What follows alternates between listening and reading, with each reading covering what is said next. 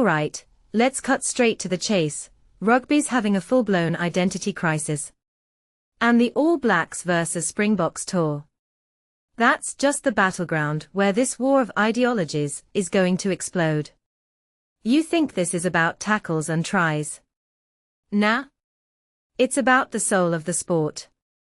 And honestly, the real match started long before the whistle even blows. And let me explain. There's this constant push-pull in rugby between the priests and the prophets. The priests. They are the traditionalists. They want set pieces, grinding scrums, tactical kicks, and defense that suffocates. The prophets. They are the radicals. They are chasing flow, ball in play time, flashy attacking plays, and referees who let the game breathe. And right now, these two teams are the ultimate representatives of that clash. The All Blacks. They are the prophets. South Africa. The priests. But here's the twist, both sides think they're saving the sport. And let's talk about referees for a second. Because here's the thing, they are not just officials. They are the literal gatekeepers of how this game evolves. Steve Hansen, the guy who coached the All Blacks to 2 World Cups, is out here saying referees need to reward attacking rugby. In his mind, every penalty, every TMO check that slows the game down. That's ruining the spectacle. But Rassie Erasmus, the Springboks mastermind, is sitting there rolling his eyes. His defense is beautiful too, mate. And honestly, both of them are right. But that's the problem.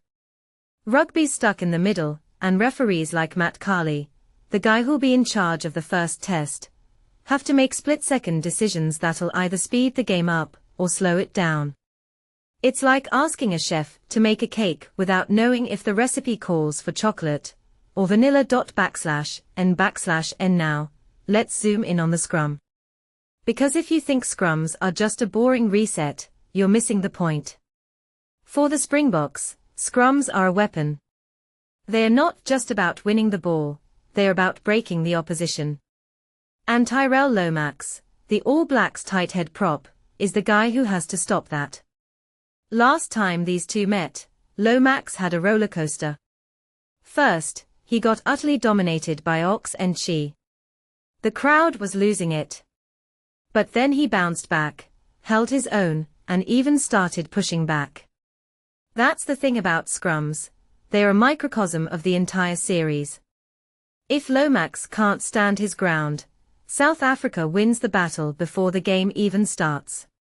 And here's the kicker, scrums aren't just physical. They are psychological. A dominant scrum gives the whole team momentum. A weak one. That's a confidence killer. But let's take a step back.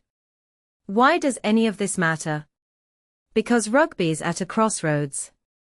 World Rugby, the sport's governing body, is trying to make the game faster, flashier, more appealing to Gen Z. But here's the catch. If you lean too far into attack, you risk alienating the traditionalists who love the grind. And if you don't, you lose the casual fans who just want to see tries. The All Blacks are betting everything on being the most entertaining team in the world. The Springboks are doubling down on being the most relentless. And the referees? They are the wild card. If they let the All Blacks run, South Africa's defense becomes a sideshow. If they crack down on every breakdown, the Boks tighten up the game and slow it to a crawl. And let me throw some data at you, because numbers don't lie. The URC teams from South Africa. They've got lower ball in play time than the league average. They build fewer rucks. But they dominate scrums. Dominate. Their penalty differential is plus 110. That's not just good, it's ruthless. Meanwhile, the All Blacks provincial teams are still playing this fast-paced, high-tempo game. So when these two styles collide, it's not just a match. It's a philosophical showdown.